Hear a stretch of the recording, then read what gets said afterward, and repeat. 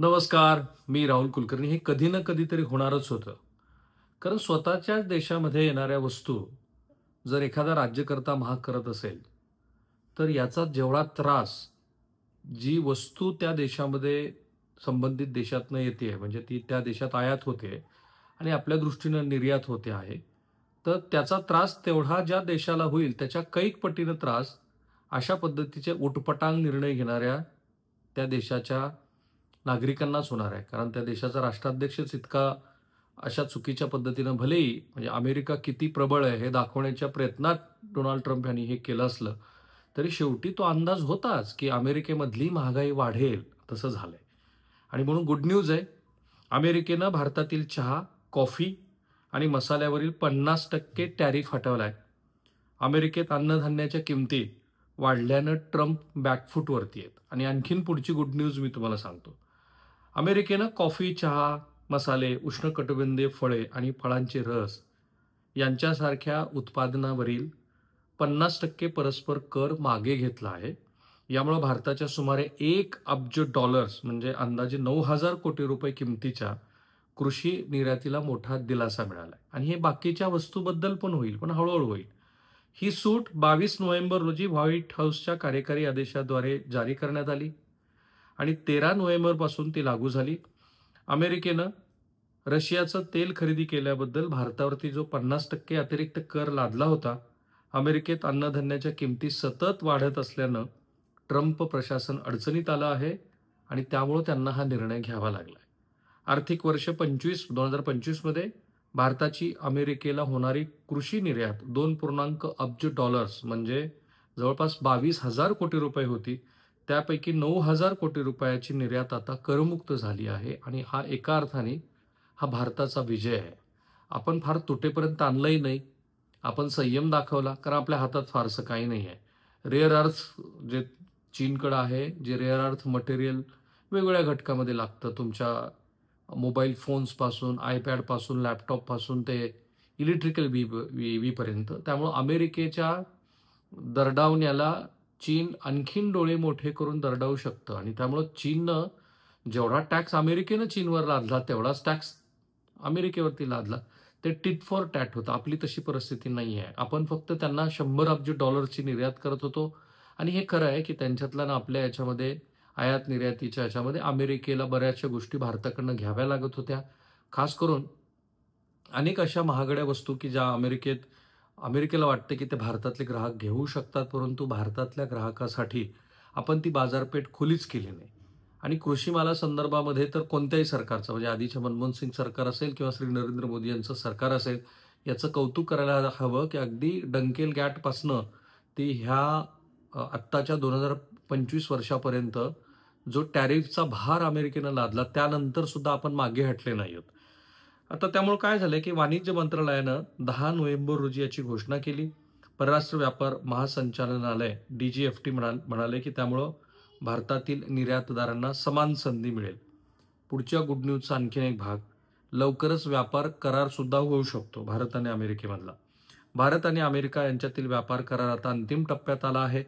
भारताचे वाणिज्य सचिव राजेश अग्रवाल यांनी सांगितलंय, की भारतीय बाजारपेठेत प्रवेश मिळावा यासाठी अमेरिकेची मागणी 25% परस्पर कर आणि कच्च्या तेलावर अतिरिक्त 25% कर यासारख्या मुद्द्यावरती जवळ करार झालेला आहे. आणि आजच बातमी आली, की आपण रशियाकडनं प्रचंड प्रमाणामध्ये तेल खरेदी केलं. युक्रेन-रशिया या युद्धामध्ये भारत हा अनेक अर्थाने महत्त्वपूर्ण अशा जागतिक घडामोडीचा बेनिफिशियरी राहिलेला आहे. आणि आजच आणखीन एक आकडेवारी मी वाचली, की जी-एस-टी मधल्या सुटीनंतर ह्या 6-7 क्वार्टर्समध्ये जो आपल्या विकासाचा गाडा असा रुतून पडला होता, तो एकदमच असा उभारी घेताना दिसतोय. नफ्यांचं प्रमाण वाढलेलं, ऑटोमोबाईल, तेल, सिमेंट विक्री म्हणजेच घराच्या बांधकाम क्षेत्रामध्ये मोठी उलाढाल होताना दिसते आहे. ह्या क्वार्टरमध्ये भारतानं 7 पेक्षा अधिक टक्क्यानं आपला विकास दर नोंदवला आहे आणि हा विकास दर आणखी वाढत जाईल आणि हा जो आत्ताचा जी-एस-टीचा प्रभाव आहे, तो प्रभाव पुढच्याही क्वार्टरमध्ये राहील असं म्हणतात. आता हा जर करार झाला, तर यावर्षी फेब्रुवारीपासून ज्या वाटाघाटी आपल्या अमेरिकेबरोबर सुरू होत्या, त्या सुफळ संपूर्ण झाल्या असं आपण म्हणू शकतो. आता अमेरिकेत उत्पादन कमी झाल्यानं शुल्क का हटवले? जरा नीट समजून घेऊ. अमेरिकेनं तिथे कमी प्रमाणात उत्पादित होणाऱ्या उत्पादनावरील कर उठवले आहेत. वाणिज्य मंत्रालयाच्या मते 358.66 दशलक्ष डॉलर म्हणजे सुमारे 3,200 कोटी रुपये किमतीच्या मसाल्याच्या सगळ्या पदार्थांना आता निर्यात करमुक्त केलं गेलेलं आहे. त्याचबरोबर 491.31 दशलक्ष डॉलर म्हणजे सुमारे 4,345 कोटी रुपये किमतीच्या 50 प्रक्रिया केलेल्या अन्नपदार्थाच्या निर्यातीला आणि 42.54% दशलक्ष डॉलर्स सुमारे 731 कोटी किमतीच्या चहा आणि कॉफीच्या निर्यातीला दिलासा मिळाला आहे. मला खात्री आहे, की आपल्याकडनं कोकणातनं जे मासे अमेरिकेला निर्यात होतात त्याच्याबद्दलची सुद्धा सूट लवकरच असेल किंवा याच्यात आली पण असेल.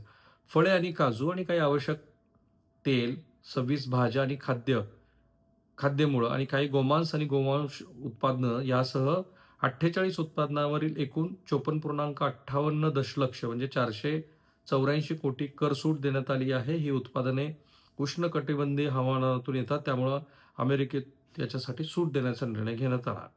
आता फायनान्शियल इयर 2025 मध्ये काय घडलंय बघा. आपल्या सरकारचा अंदाज आहे, की भारताच्या निर्यातीवर उच्च शुल्क आकारलं गेलं तरीही 42.2 अब्ज डॉलर्स म्हणजे जवळपास 4.3 लाख कोटी रुपये इतकी आपण निर्यात अमेरिकेला केलेली आहे. आर्थिक वर्ष 2025 मध्ये एकूण 86.51 अब्ज म्हणजे जवळपास 7.66 लाख कोटी रुपये किमतीच्या वस्तू आपण अमेरिकेला पाठवल्यात. ही आपली ताकद आहे. ज्यामध्ये कापड, दागिने आणि अभियांत्रिकी वस्तू यासारख्या 5 श्रेणीतल्या अंदाजे 5.3 लाख कोटी रुपयाच्या या वस्तू आहेत. आता ह्या सगळ्याचा काय फायदा होणार आहे? परराष्ट्र व्यापार महासंचालनालयानं, ज्याला DGFT आपण म्हणतो, अजय भातू असं म्हणतात, की आर्थिक वर्ष 2025 मध्ये भारताची अमेरिकेला होणारी कृषी निर्यात 2.5 अब्ज डॉलर्स होती. ज्यापैकी सुमारे 1 अब्ज डॉलरची निर्यात आता रद्द करण्यात आली आहे. या माफ करा, या निर्णयामुळं भारतीय निर्यातदारांना बाजारात समान संधी मिळेल आणि त्याचबरोबर टॅरिफ वादादरम्यान भारत आणि अमेरिकेनं त्यांचा पहिला करार केला आहे. या कराराअंतर्गत भारत अमेरिकेकडून सुमारे 2.2 दशलक्ष टन LPG खरेदी करेल. हे भारताच्या वार्षिक सरासरीच्या 10% एवढं प्रमाण आहे आणि हा करार 1 वर्षासाठी असेल, तो 2026 पर्यंत वैध असेल. म्हणजे हे काय झालंय, की आपण जो 10% गॅस अमेरिकेकडनं खरेदी करतोय, तो एका अर्थाने अमेरिकेचंही समाधान करण्यासारखा आहे. हा करार भारतातील सरकारी मालकीच्या तेल कंपन्या Indian oil corporation, Bharat petroleum आणि हिंदुस्तान पेट्रोलियम यांनी अमेरिका ऊर्जा पुरवठादार शेव्रॉन, फिलिप्स 66 आणि टोटल एनर्जी यांच्याकडनं हा करार केला. याचा फायदा भारताला कसा आहे बरं? या करारामुळं भारताची ऊर्जा सुरक्षा मजबूत होईल, पारंपरिक स्रोतावरील आपलं अवलंबित्व कमी होईल, ज्यामुळं पुरवठा साखळी अधिक स्थिर होईल, ग्रामीण आणि कमी उत्पन्न असलेल्या कुटुंबाला परवडणारे LPG मिळू शकतं, जगभरातील किमती बदलण्याचा परिणाम कमी होईल आणि त्यामुळं अमेरिकेसारख्या देशाबरोबर आपला व्यापार जो आहे तो संतुलित व्हायला मदत होईल. कारण अमेरिकेनं आपल्यावरती 50% टॅरिफ का लावला? त्यांचं असं म्हणणं आहे, की तुम्ही जे काही वस्तू खरेदी करता अमेरिकेकडनं, त्याच्यापेक्षा तुम्ही जास्त किमतीच्या वस्तू म्हणजे जास्त वस्तू आम्हाला पाठवता. बरं पाठवता ते पाठवता आणि त्याबद्दल जे तुम्ही आम्हाला कर सवलत द्यायला हवी, ती काही कर सवलत तुम्ही आम्हाला देत नाही. आणि म्हणून आजची ही जी गुड न्यूज आहे, ती तुम्हाला सांगणं आवश्यक होतं. कारण त्या गुड न्यूजमुळं आपल्या कोकण किनारपट्टीपासून ते संपूर्ण भारतभरातले स्पेशली केरळ वगैरे भागातल्या बाजारपेठेला हा मोठा दिलासा आहे. आणि म्हणून मी नेहमी म्हणत असतो, की आर्थिक ज्या घडामोडी असतात त्याचा आणि समाजकारण, अर्थकारण, देशांतर्गत संबंध याच्याशी खूप संबंध असतो आणि म्हणून ते खूप बारकाईनं बघायला हवे. थांबूया आपण इथे.